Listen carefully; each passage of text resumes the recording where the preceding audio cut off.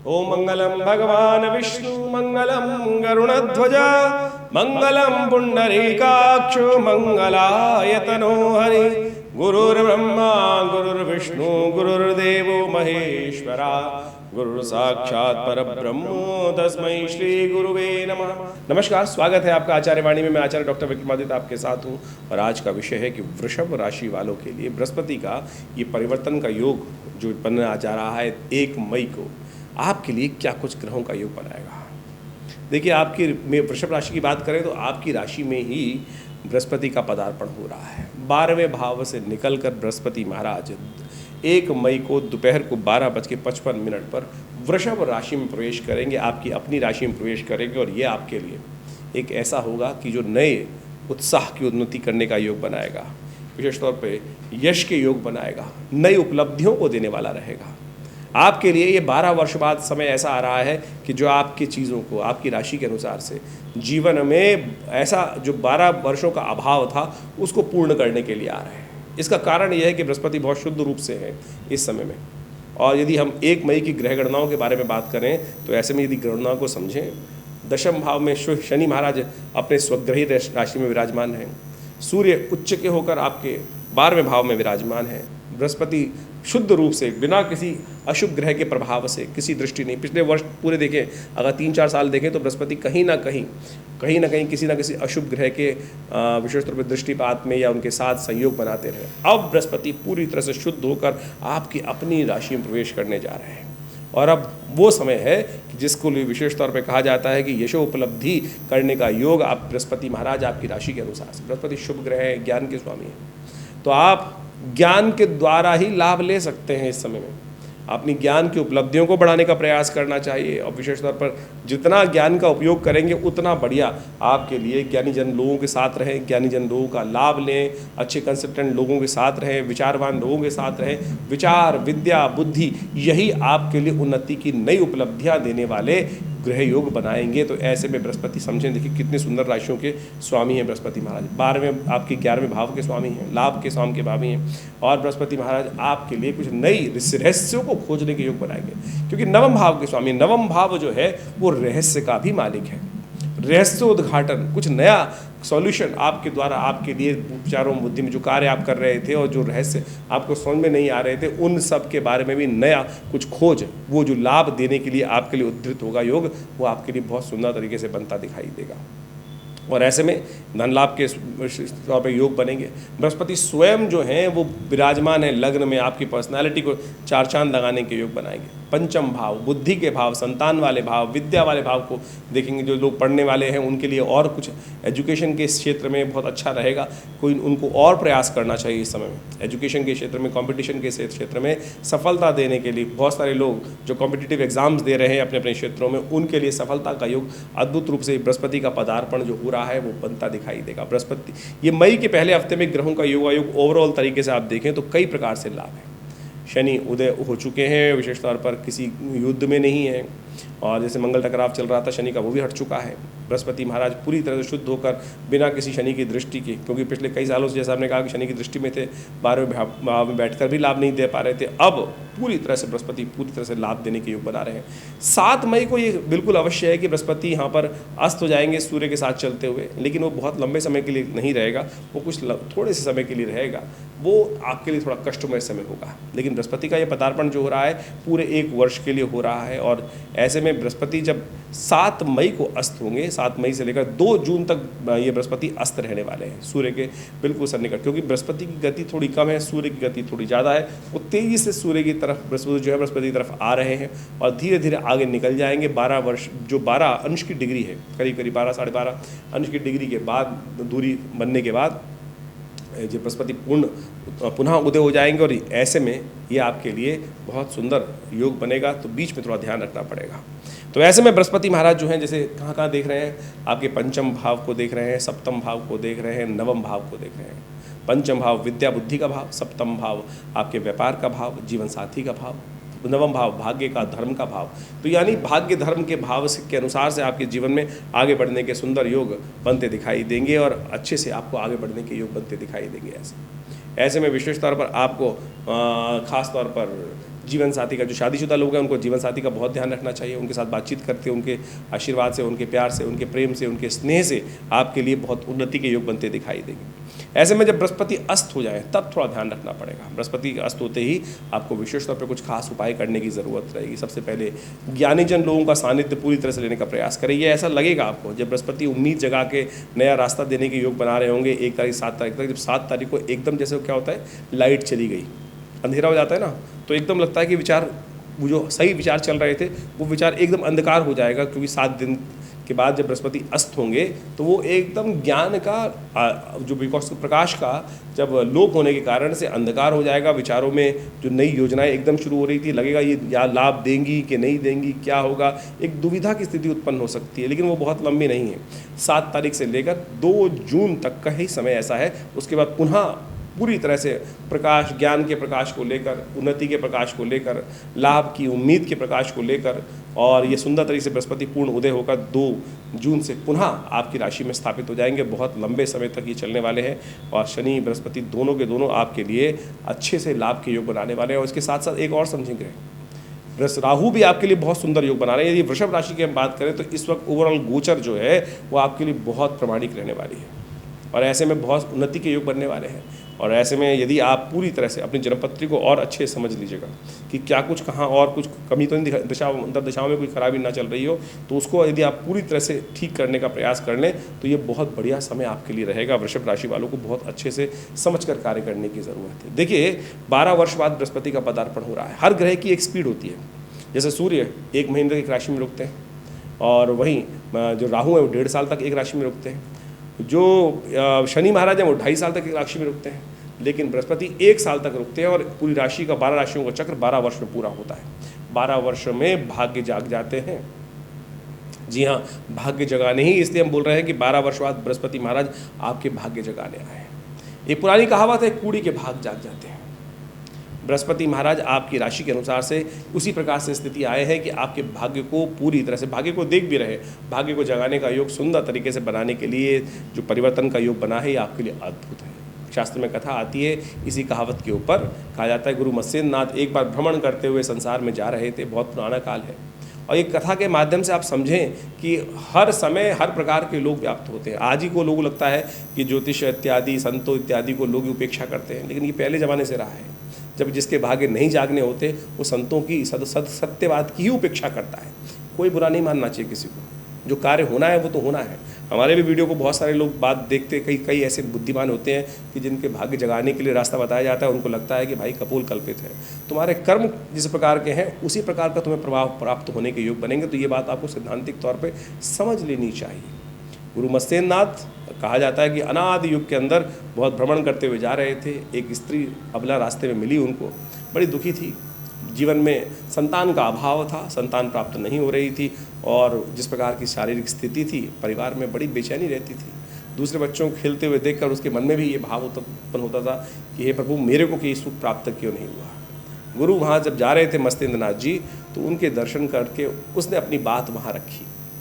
गुरु प्रभावित हुए, द्रवित हुआ मन और उन्होंने अपनी झोली से निकाल कर एक दिव्य प्रसाद जो था वो उस स्त्री को, माता के हाथ में रख दिया कि इस प्रसाद को ग्रहण करना, ईश्वर की कृपा से तुम्हारे जीवन में भाग्य जागने के योग बन जाएंगे, मनोकामना सिद्धि के योग बन जाएंगे। लेकिन व्रत धारण कर कर फिर इसको प्रसाद लेने का प्रयास करना। कल अगले दिन सुबह स्त्री ने शुद्ध तरीके से स्नान इत्यादि पवित्र होकर सुंदर तरीके से परमात्मा का ध्यान करके पूजा करके जैसे ही वो प्रसाद ग्रहण करने का प्रयास किया, उनके पति वहाँ आए और कहा क्या ये जहर खा रही हो?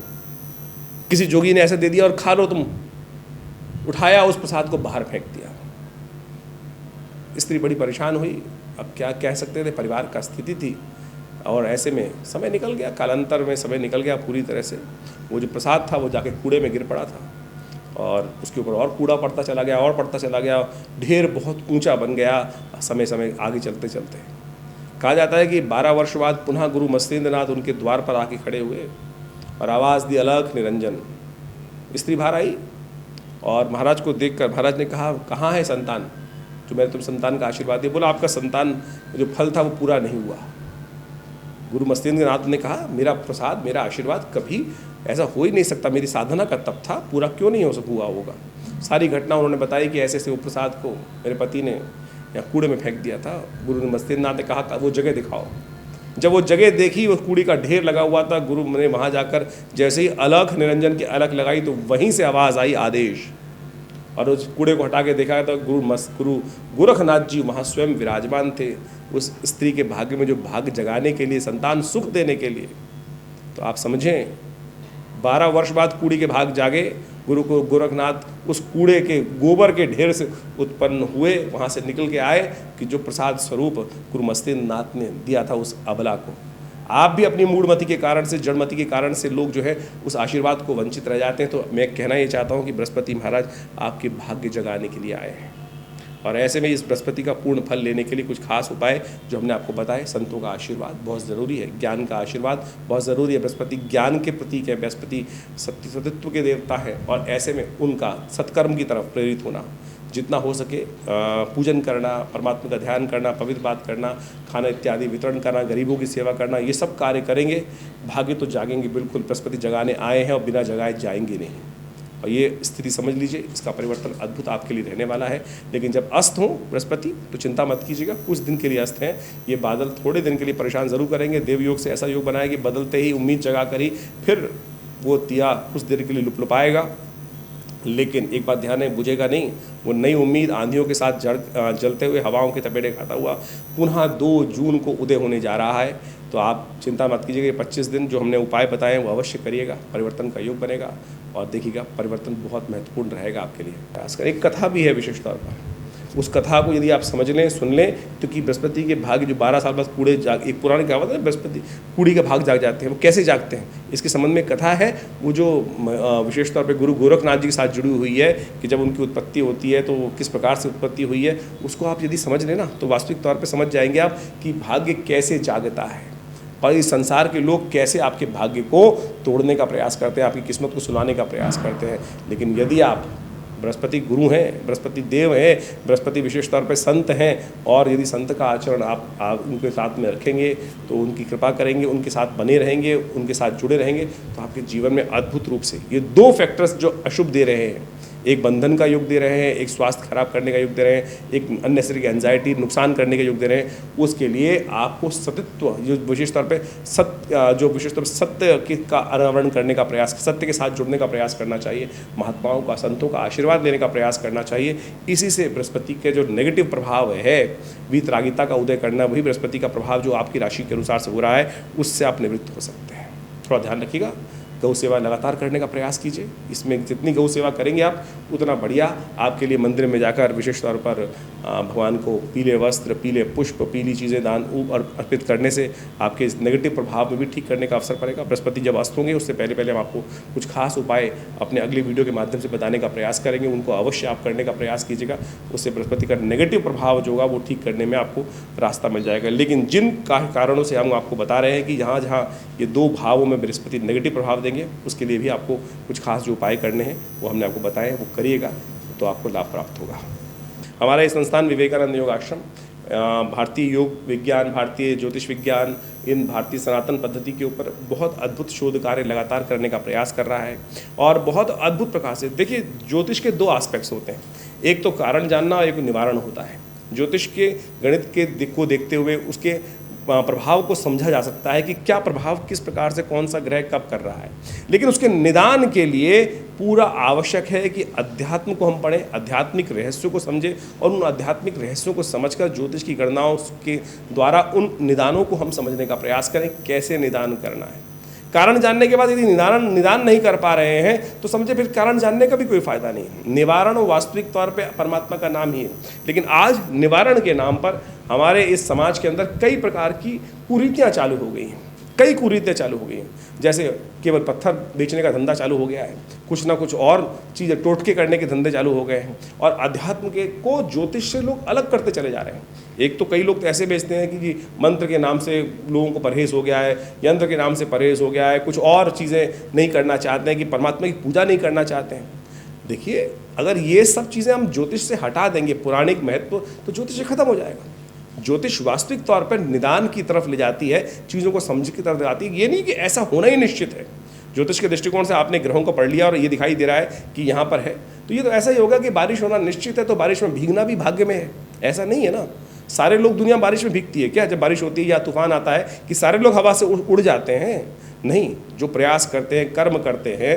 यदि तूफान आ रहा है, अब वो प्राकृतिक घटना है तो वो आ रहा है, लेकिन अगर आपका मकान पक्का बना हुआ है, आपका खूब बढ़िया से स्थिति सुदृढ़ रूप बनी है, तो आपका उस नुकसान, जो तूफान आ रहा है उसका कोई प्रभाव आपके ऊपर होगा ही नहीं। बाहर बारिश हो रही है, उसका प्रभाव आपके ऊपर होगा ही नहीं। लेकिन हाँ, यदि आपने प्रयास कम किए, अच्छी झोपड़ी बना ली, आपने सिर्फ एक त्रिपाल लगा ली है, तब आपका अहित उतना हो सकता है। जैसे धूप में आपने अगर एसी लगा लिया है, आपने प्रयास करके, कर्म करके, तो आप उस ग्रीष्म ऋतु से अपने आप को बचा सकते हैं।